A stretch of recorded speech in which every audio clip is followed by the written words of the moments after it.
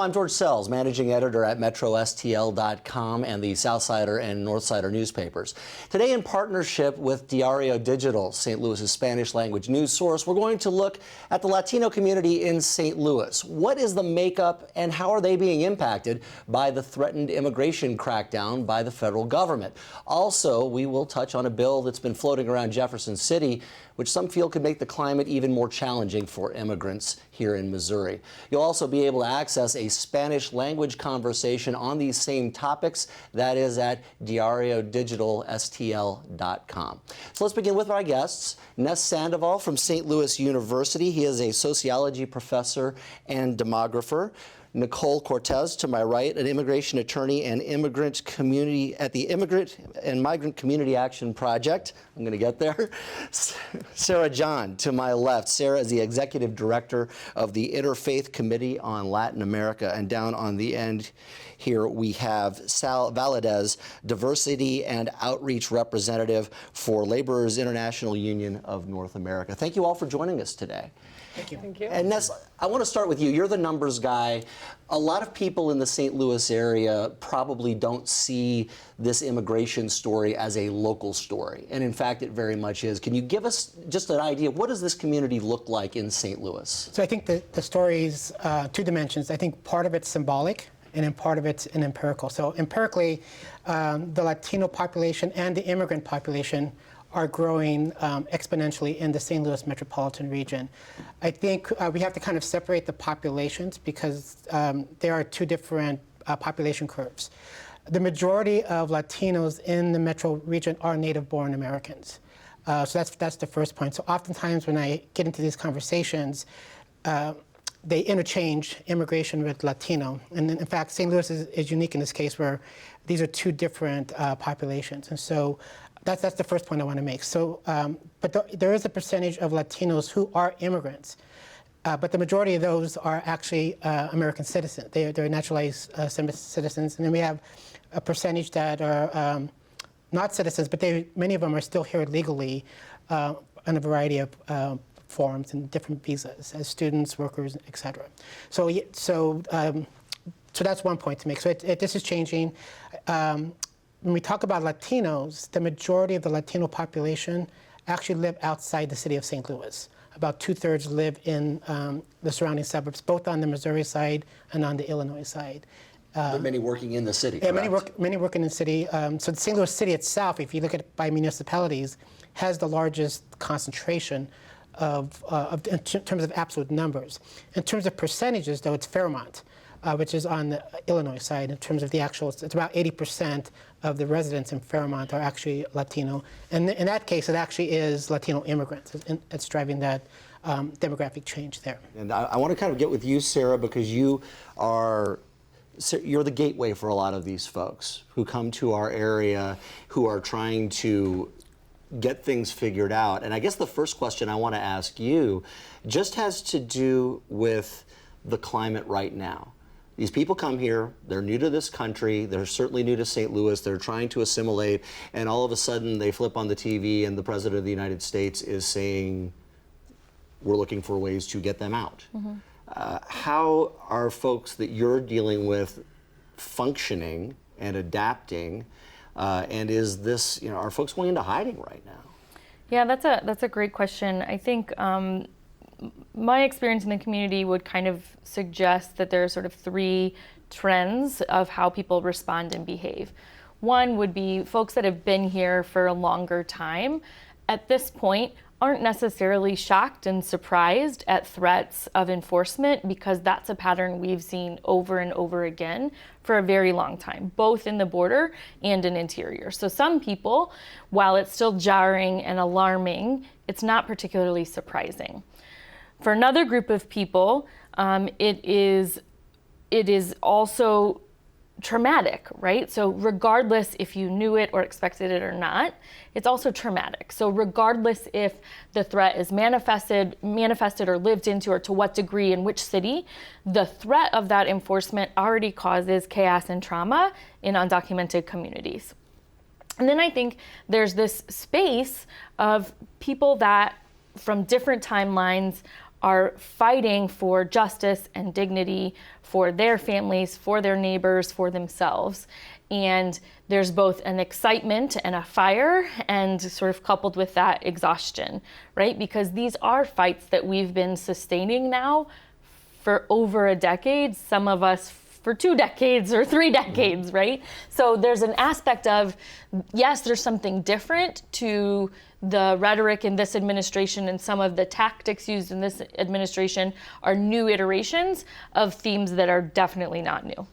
And so let me ask you, Nicole, as our attorney in the group here, immigration law has a lot, or as much to do with this as anything. There are a lot of people that will tell you that really the deportations were greater under other administrations. Those numbers are out there. We're certainly hearing a lot more about it now. What's the deal with the law, and what is what the law is causing, this chaos? Yes, I think that's a good question. It's hard to delve into immigration law because it's so complex. But the summary that I might give and how it's manifesting here and across the nation in this current time of ours, what I would say there's actually been very little change to actual law. So be it statutory or regulatory or whatever the laws on the books are, have not changed very much at all under this administration. As we know, Congress has not made any sort of statutory legal change by passing any new immigration laws of any significance during this administration or any time sort of in recent memory. But what has happened are the choices that the administration and other agencies are making to enforce the laws that are on the books. So as you mentioned, the use of raids or the use of sort of widespread enforcement as a tactic is a choice by the administration and by the immigration agencies in our country, and don't reflect any sort of, again, formal policy change. Sort of like pulling people over for not using a turn signal. The law Correct. has always been there, but nobody ever does it. That's right. Or yeah, any sort of thing that a municipality or state or any other sort of level could make sort of a prosecutorial discretion choice or a choice of how to utilize resources. I think that's the big change that we've seen, again, especially in the past couple of years. Okay. I want to go back to you, Sarah, on the big argument, the debate among many in this country, and it has to do with undocumented or illegal status. And playing devil's advocate here, there are going to be people who say, if you sneak into Busch Stadium without a ticket, they kick you out. If you go to the grocery store and a bunch of people cut in front of you in line, you get mad and you complain to somebody. What is different for this issue from those issues? We claim to be a country of laws, and this is a case where they aren't being followed in some cases. Sure. So I think there are a few things that come to mind. First of all, I think the scenarios in those examples, which are held by many people, certainly in our region, but definitely across the country, don't actually demonstrate parallels to how immigration works currently or historically in this country. So we can't talk about immigration right now, and we can't talk about undocumented immigration without talking about decades of U.S. intervention in Latin America and the ways that our government, through economic, political, social, cultural, military, corporate reasons and methods, have shaped the way countries in Latin America specifically have developed. And you could extrapolate that to regions throughout the world in different parts, and that's just not my area of focus. So obviously I'll speak about Latin America. So I think there's an aspect here of history, right? And so one of our values, we talk about co-responsibility. This isn't a time for us to stand up and say, you should have, you shouldn't have, you're the one to blame, you're at fault here. We're here, what are we going to do about it? And for our organization, we encourage people in the community to think with values first language. What do our values say about the kind of people we are and the kind of community that we're seeking to create? And then what do we do? So I think first is when you say or have these ideas about, well, someone cut in line and now I'm mad. Well, that implies that there's a line that everyone can wait in, and that those lines are sort of policed or regulated appropriately, or dare I say justly. And I think that also doesn't reflect, for a large majority of immigrants in our country and certainly in our community, that doesn't reflect reality or lived experience. There is not a line for everyone to get in. And I think there are some really problematic aspects of those existing lines. For example, Does it make sense to have a minor child wait 20 years to wait in line and go the right way to maybe be with her U.S. citizen or lawful permanent resident parent? That doesn't make sense. That's contrary to my values as a person of faith that say we believe families should be together. So families should be together by waiting in line for 25 years is wrong, right? So how do we look at those discrepancies and say, okay, something can be done differently here? I think the third thing is when we look at, how people deal with, well, we broke the law, we're a nation of laws, we're rule of laws. Look, let's not kid ourselves that laws are perfect. We as a country have passed lots of laws and enacted lots of practices that we have later come to realize, some of us sooner than others, are quite frankly unconstitutional, immoral, unethical, and then we change those laws.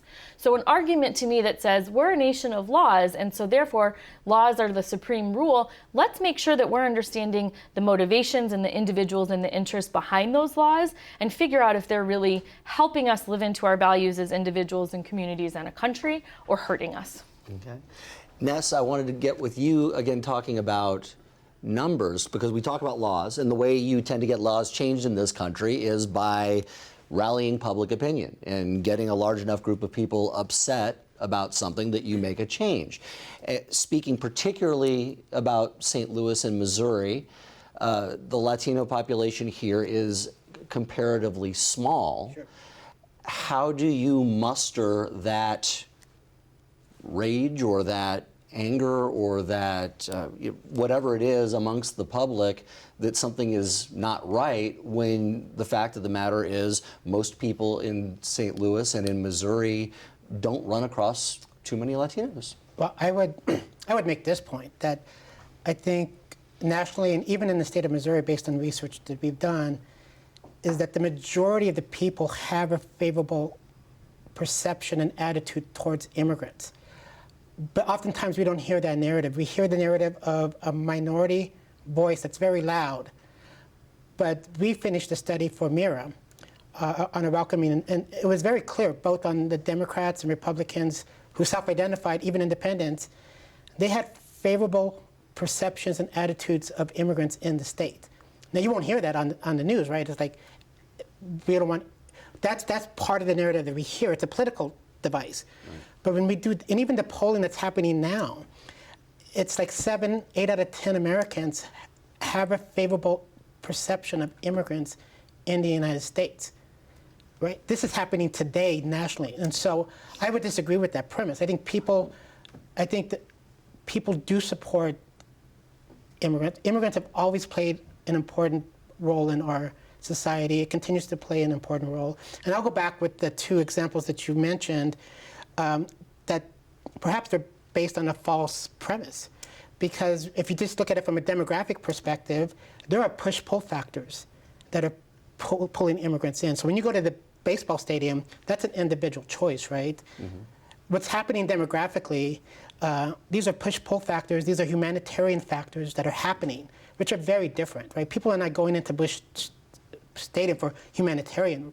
They're coming to the United States because in some countries, the social, economic, and government structures collapsed, and they're fearing for their lives, right? So that's a very different understanding of why so many immigrants are trying to seek safety and dignity in the United States.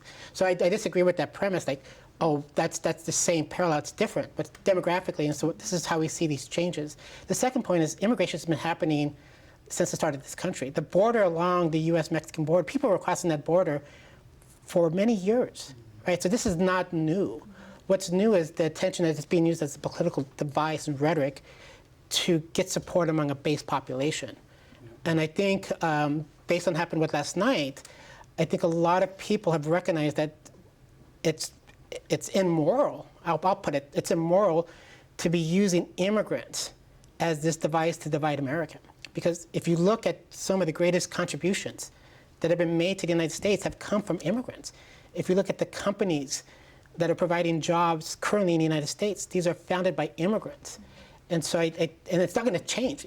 Even as we speak today, we have immigrants who are legally coming into the country who are providing innovation, they're providing jobs, they're contributing to society. They want to live the American dream. So I make the point demographically, that's why I started this point. Symbolically, there's this debate that's happening. But empirically, I'm not saying everybody, but people are supportive and they understand that immigrants are trying to live the American dream. So Nicole, undocumented immigrants, you represent many of them. Are these people scared right now? I mean, I would say, and again, just anecdotally, there's a fear, and there's also, these are people of incredible, just incredible strength. They've been through a lot. I think the hardest part as an advocate for immigrants is to see how much people can go through at their home countries and yet come to our gates and be treated maybe in ways that are even more outrageous and disgusting. And I think that, so there's a strength that they continue to pull on that seems to be an endless well of gumption and of commitment, again, to succeed, to be safe, to continue to fight against whatever it is. So I do believe that the way the public discourse about immigration, the administration's use of this terror tactic of announcing enforcement and using that as a way to scare communities, I think it does take a toll. And I certainly am not going to stand up here and tell you that everybody feels great about it, because they do not. People are making, and I think also importantly, a point I wanted to make earlier was, it's not only undocumented immigrants who are afraid when they hear this news. It is people of all shades of brown and black. It is people of all documentation statuses and legal statuses and visas and whatever, what have you. There are family members of undocumented people. There are people who have never stepped foot in a foreign country but yet identify as Latino. It's causing fear and sadness in many different groups, not just undocumented folks. And Sal, to bring that to you, are people afraid to go to work? Is there a concern both among the undocumented, and are the folks who are documented being kind of lumped in here with this rhetoric and being made to feel uncomfortable when they've done everything they're supposed to do?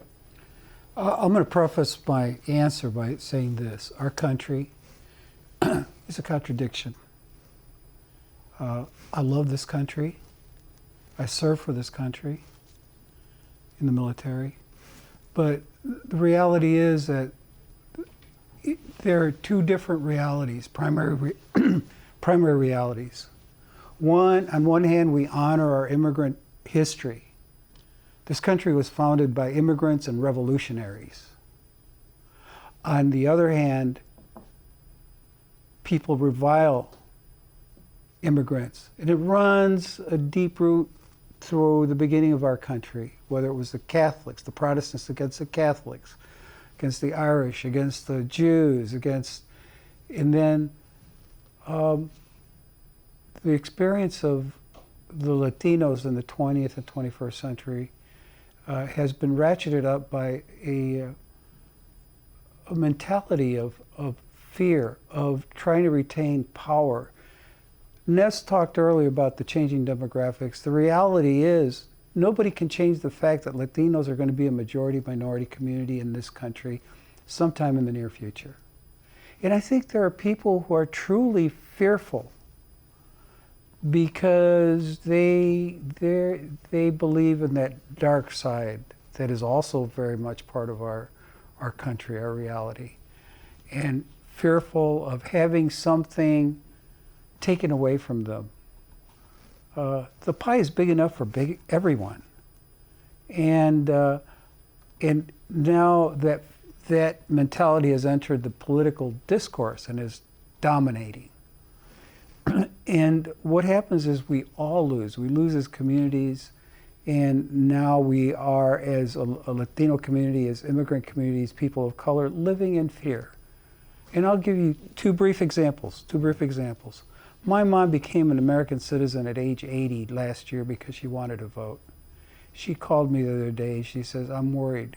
Trump says that they're going to review all the records of the most recent citizens." Now, is that right? Is that right? My wife, who is of Appalachian descent, I'm very proud of it. Every morning she asks me, "Do you have your wallet?" I said, "Yeah, dear. I've got it in my back pocket." Because her fear is that I'm going to be out somewhere and I'm going to be stopped by law enforcement or someone, and I'm not going to have my documentation. I'm a naturalized U.S. citizen. And the reality is people are being stopped whether they're citizens or not, simply because they are people of a certain color. And so the fear is there, the fear is real. Takes me, and let me ask you this, Sarah, that takes me to the threat of ICE raids and all this sort of thing that is supposedly going on right now. If you believe that what has been said, are we seeing that in St. Louis? Are people being arrested, rounded up? What are we seeing? Yeah, I think there's, it would serve a purpose to sort of clarify a little bit what we're talking about. Has immigration enforcement ever stopped in St. Louis? No. Right. So do we have immigration agents here that take people into custody, that work with local law enforcement? Do we have local law enforcement that take it upon themselves to contact immigration authorities and ask them to come and voluntarily respond to federal requests? And so that hasn't changed. That still happens. It happens more, it happens less, it happens sort of in all of these waves that I'm sure Ness would draw out very beautifully of when it happens in which municipalities and under which, sort of moments. That all still exists.